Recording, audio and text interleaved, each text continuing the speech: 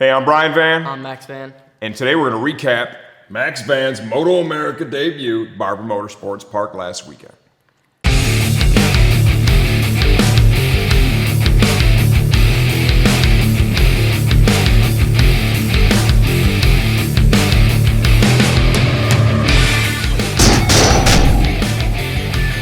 First of all, I want to thank all of our badass customers for the support because you're the reason why I was down there racing. And then I want to thank my parents, especially my dad, for building this kick-ass race bike that was able to do 1 minute and 36.6 at Barber Motorsports Park. That's pretty fast, man. Pretty awesome, yeah. That's pretty fast. It takes a whole lot of effort to pull off a weekend like this, and I think, this is our first experience doing it, and we really learned a lot. That's for sure. A lot of people we got to thank. We got to thank Dave Babel, Jimmy Fox, right, Mom. Abby was down there. Our boy Artie came down in support, right? Yep. His wife Raquel was awesome. People in the industry that we've gotten a lot of help from. Yeah. Helmet House, Helmet you're the House. first ever Helmet House sponsored rider. It's pretty badass. Showy Helmets, M4 exhaust.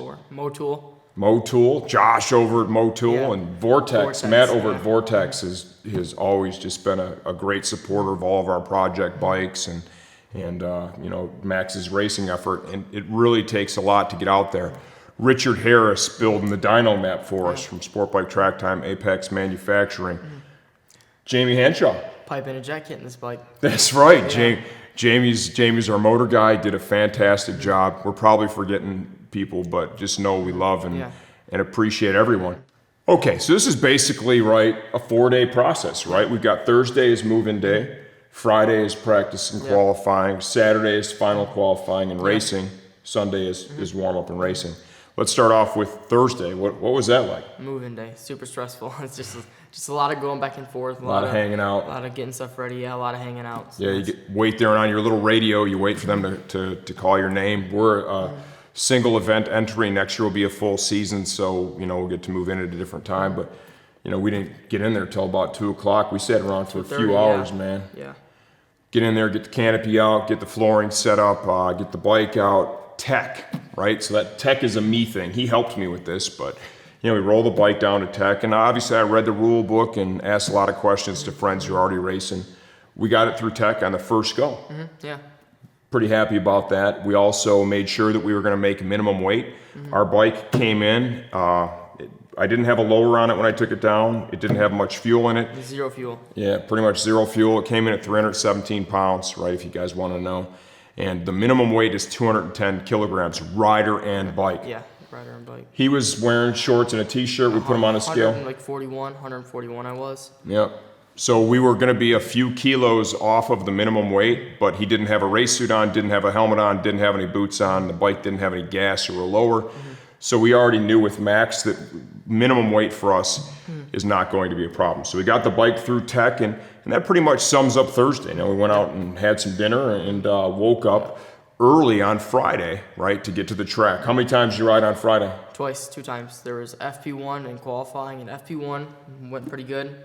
It was weird because on these 400s for Moto America, there's like a 10,350 RPM limiter. So I remember my first lap, I came out of turn 5, and I was just on the rev limiter so early. I was like, why the hell is it doing this? I didn't get it. Because you haven't ridden the bike in this configuration. We just put the 415 gearing on it and got that quick shifter that has the rev limiting device on it, took it to the dyno, right? Normally this thing's revving out to what, 12,000? 12,000, yeah. That's when I would shift, or 11.5 when I would shift. That's a big difference. Yeah. You rode really good in that first qualifying. You finally broke the 40 mark at Barber. You got down to what, 39 something? In FP1, my best lap time was a 39.81, I'm pretty sure, and that put me in 10th spot, which was pretty good. Pretty good, man. Pretty good.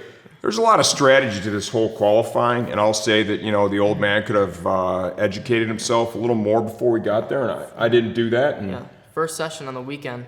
We got to finish up with Friday. We got to finish up with Friday. Yeah. Friday, I trashed the tires first session. He destroyed the tires. I started off his rear tire with a few PSI more than it should have had in it, and it was really early in the morning, so it created just a cold tear situation. Yeah. And he was so fired up to ride. He was probably one of the first dudes out there, and he was, I think, the last dude off the track. He rode the entire half hour. And it just ate that rear tire. So you only get 8 total tires for Junior Cup. That's all you can use. That one's gone. That's in the garbage. Can't even go out on it again. Now we have qualifying 1. Yeah, qualifying 1 went pretty good. In qualifying 1, I got used to passing because in Moto America, kids pass, like, honestly, some of them pass like dicks, but it's just so close, and I was never used to it.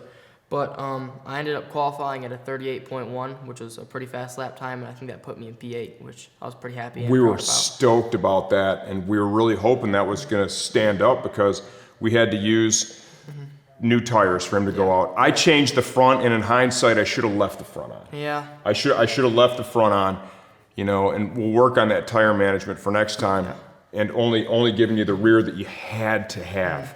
Okay, didn't do that. So we were hoping that it was going to be colder on Saturday morning, and that would help that time hold up.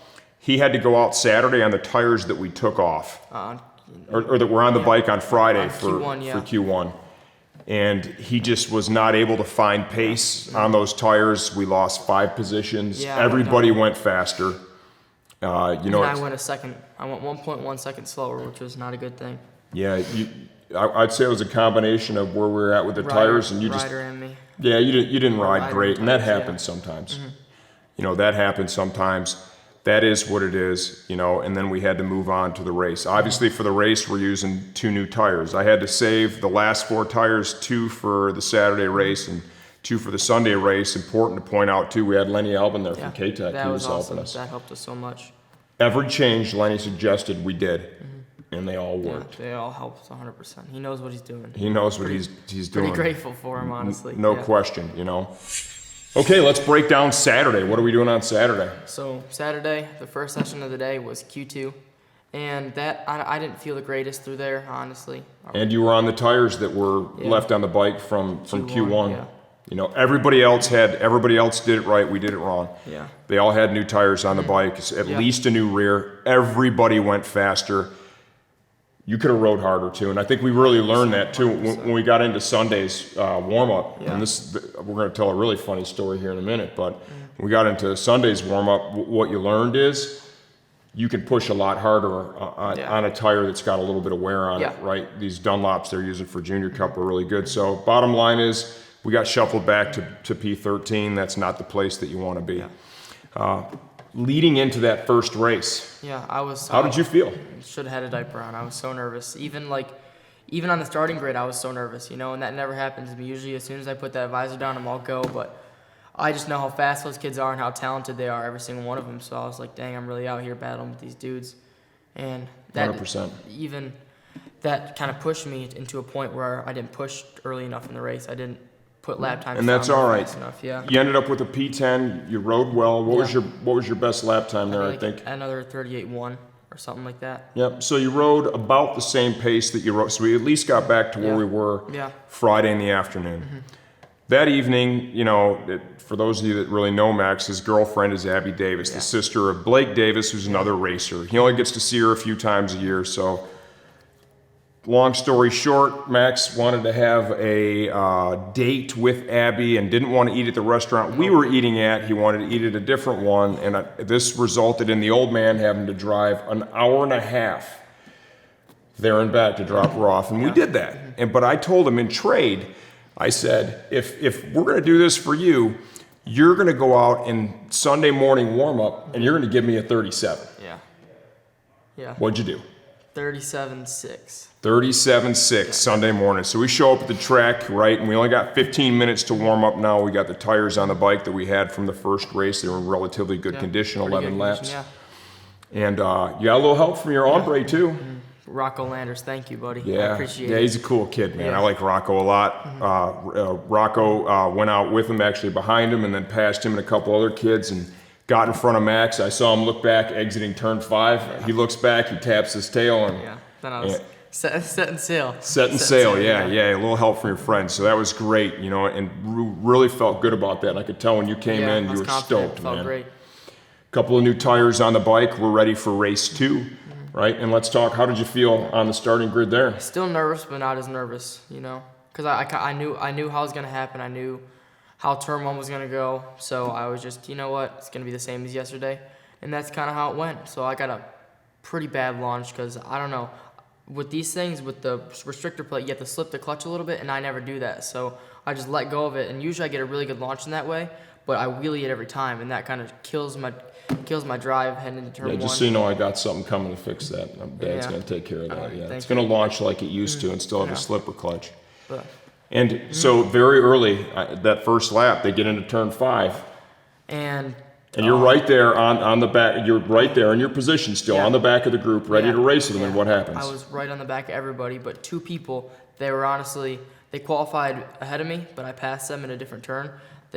Somebody went into turn 5 and tucked the front and took another rider out right in front of me. So I had to slow down from 50 miles an hour to 15 miles an hour, swoop around them, and then finally get on the gas and catch up. And I probably lost around a second by doing that.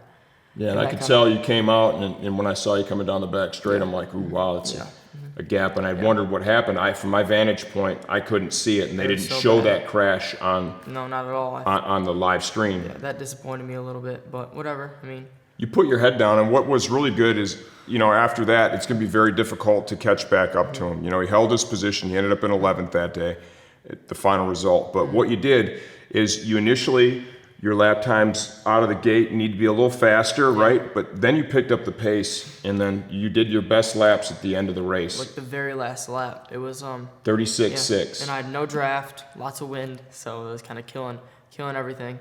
But the very last lap, because it red flagged at lap 10, and there's 11 laps in the race. The very last lap, I saw a pre-time of like a 36.1. I was like, I'm gonna push for a 35. Let's get up there in the 35s. But then, unfortunately, some guy fell down, and I heard it was a pretty bad one, and that ruined the lap. But that's totally okay. Hopefully they're okay. Yeah. So when we're done with this too, and things that we learned this weekend, right, coming together as a team. We got our guy here, Jimmy Fox, who came down with us to help out.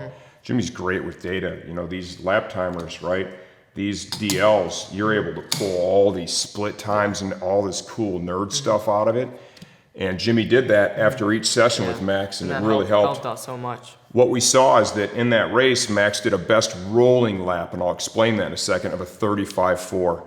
What that means is, and essentially for that particular lap, starting at the museum corner, if you're familiar with Barber, and then coming back to the museum corner, and it was on that lap. He strung together, the splits that he strung together there resulted in a 35.4. And then it showed a best possible time, given all of his splits. Yeah, of a 35.0. 35.0. You didn't do them because you didn't do it crossing the stripe, but what the data shows is... I'm capable of doing it. Correct, and that's super encouraging, man. That was in there. You're really consistent. You showed some speed. You got the first one out of the way. It was a ton of work. Yeah, I just have to be more consistent with everything. Yeah, the weekend was so fun, but I just gotta learn how to qualify, and we just gotta learn how to be more consistent per lap, per corner, with every single thing. All these kids and these teams that are there, they're really good, and this is his 7th ever race weekend ever, not 7th this year, right? 7th ever. Yeah. And you rode like you belonged. I was really happy for you that you were able to do that. And I think that you're going to be able to build on this, right? And, in time, I think we'll be able to compete for the podium. And I'm excited for that. I'm excited for Indy. And with Moto America, it's a big thing, too. With club racing, also, there's always that one or a couple slow people in the pack that you'll lap every race. But with Moto America, they're all very fast. They're all at Barber. They're all minute and 40 or minute 41s or under.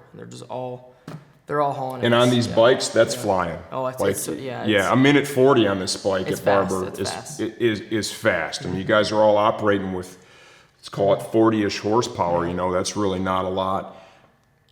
Great time, great organization. I would say the event was well run. I was happy with everything.